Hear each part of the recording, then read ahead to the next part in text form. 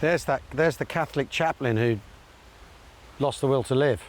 Oh yes. Benson.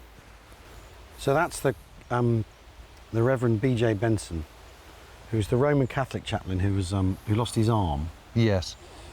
And he's only 30. And he died. They think he basically lost the will to live because he knew he wouldn't be able to do mass anymore because he didn't have both hands anymore. Jeepers. And Hooker, Air Mechanic A Second Class, Fleet Air Arm, HMS Daedalus. What's he doing here? Yeah, what is he doing here? He stows away on a Sterling. Why? Well, because he's got a pal. He stows away on a Sterling, and the Sterling shot down in the supply run on the Tuesday afternoon. There's no parachute for him. And he's here. There's Lord. David Lord. VCDFC.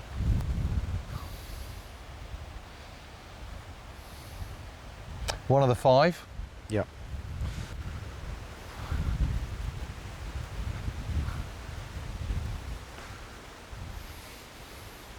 Amazing, isn't it?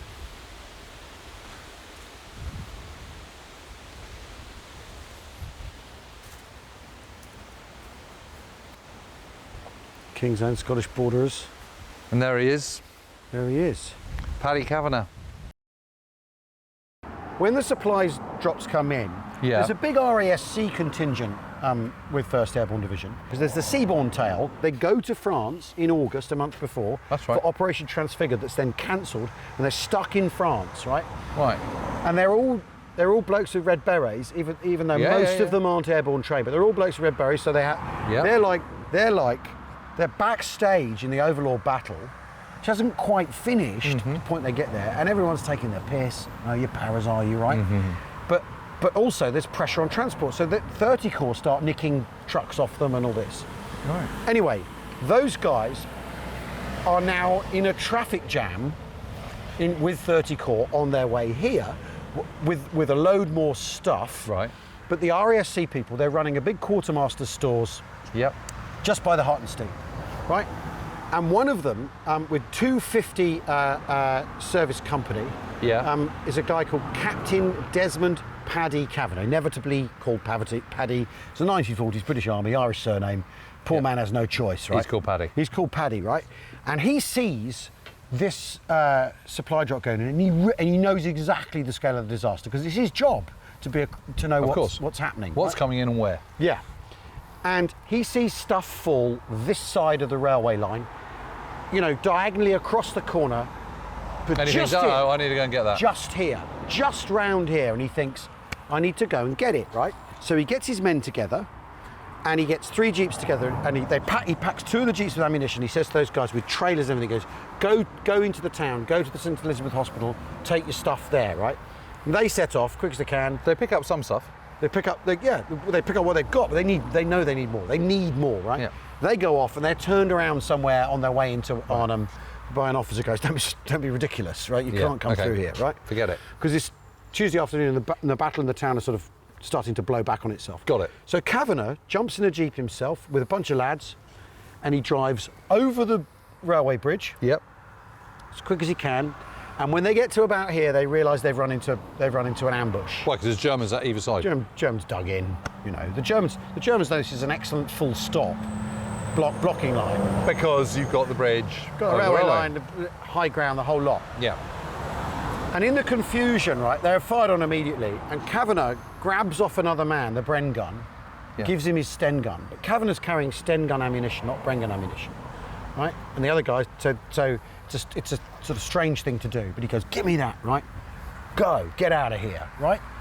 And as they're withdrawing... But it's sort of heat of the moment stuff. Heat of the moment stuff. And also, he's a RASC guy first. He's not an infantryman. He's not... Right. And they are, obviously, they've been combat trained, but it's not quite the same. And also, it's a heat of the moment thing. And also, this is the point in the battle, where this becomes everyone's battle. Because up to this point, he's been a quartermaster. He's been doing... he's been doing his rounds, handing out ammunition, and they're enjoying doing it without having to do any paperwork, it's what one of them says. Anyway, he gets the Bren gun, get out of here, and he's last seen, like with the Bren gun, trying to cover the other guy's exit. Wow. They go down the railway embankment, run away, Just run for their lives. run down slither down onto the platform, get their breath back, cross the track, back up the other side, and they make their way through their houses back into the perimeter. And they see, one of the guys says he sees the civilians like looking shamefaced at them because they know it's gone wrong and they're mortified for Wow. them. And Cavanagh, I mean, the blokes with him say, why isn't he recognised? Why isn't he decorated? Because, you know, he gave his life to save these other guys. Amazing. Anyway, And that's here. and that's here. And the supply drop zone is really just over the other Wow. side here, and over the other side here as well is the cemetery, the CWGC cemetery, which is basically right next to where the supply drop zone is. Wow. There must just be this terrible moment, isn't it, when you're in a Jeep and you suddenly think, oh heck, Oh, blown it. oh heck, Sorry, lads. this is the enemy. Yeah. Jeepers. But again, it's the nature of the confused fighting, isn't it? And no one knows where anyone else is. Don't know where the enemy are, don't know where your guys are. You just know that supply drop's coming down in the wrong bit. I mean, the big difference here is this is a proper thoroughfare now. Whereas it's you know, the pictures of it, it's a quiet leaf feed track. smaller track, you know. Yeah. But with ditches in, so the Yeah, and presumably not tarmacked either. yeah. So the paras are dug into the ditches, or in the ditches. They're not dug in. They haven't got time.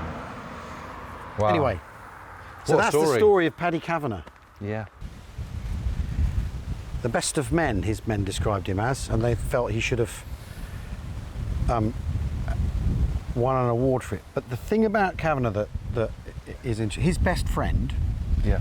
was a guy, Lieutenant Richard Adams, who's with the RASC, who's in the Seabourn Tail, Yeah. who's in the traffic jam, Yep. on the way up with 30 Corps from the Albert Canal. Richard Adams, of course, that's the Richard Adams who wrote Watership Down. Ah, amazing. Yeah. And that's his best friend? It's his best friend. In fact, that's Bigwig. No. Yeah. Who fights General Woundwort. Yeah. And a great deal of Watership Down.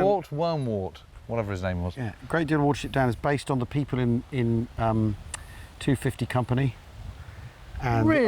RASC. Yeah, and it's a sort of part of it's an allegorical telling of the friendships and the bond between them all in the war. How absolutely amazing. I never knew that. Captain Desmond Cavanagh, otherwise known as Bigwig. And he, you know, God, that warrants another reading, I think. a Watership Down. Yeah, probably. I mean, I had a really old Penguin paperback when I was little. Saw the film. Yeah. It's Garfunkel. again, it's this thing here of the thing is, and this is partly from having, you know, done so much reading for the book. There are the famous names, and we've bumped into a couple as we go along here. But then there are also all the other guys who we don't know about, who we don't know the story of, because, you know, Cavanagh doesn't go decorated, but he goes recognised by the men that remember him. Yeah. But this is Yeah. a place. What's the story of Jay Fairweather? Yeah, exactly. Age 21. Yeah, Killed on the 18th of September. yeah. Or Driver R.C. Newith of the Royal Army Service Corps, Yeah. killed on the 23rd. I'll tell you what I was thinking earlier on. This thought has come back to me. I'd forgotten it, but now I'm thinking of it again. And it's sort of linked to what you've just said, but actually it's the opposite of what you just said. Because I think one of the reasons why this story continues to captivate so much is because actually we do know quite a lot of the characters. Well, that's a good point. And I've always found that, you know, what's drawn me to this subject in the first place was the human drama of it all. Yeah. That's it, isn't it? It's ordinary blokes in extraordinary situations, finding themselves in a terrible situation. Desmond Cavanagh crossing the railway bridge, suddenly thinking, yikes, my cock up, I'm going to pay for this. Yeah. So I'm going to save the other guys, I'm going to take off, you know, the ultimate sacrifice. Yeah. But moments before he hadn't thought about that. Yeah. And then suddenly he's an ordinary guy, he's in the RASC, Royal Army Service Corps. He's not looking to be a hero. No. Just wants to get back and pal around with Richard Adams. Yeah. And suddenly he has to do this incredible thing. Well, Adams in says that surely Cavanagh and all the boys are going to be making whoopee with Second Army about now, is what he thinks that Tuesday afternoon. It's desperate. But actually, we do know a lot because there's lots of memoirs about it and lots of characters and really interesting characters.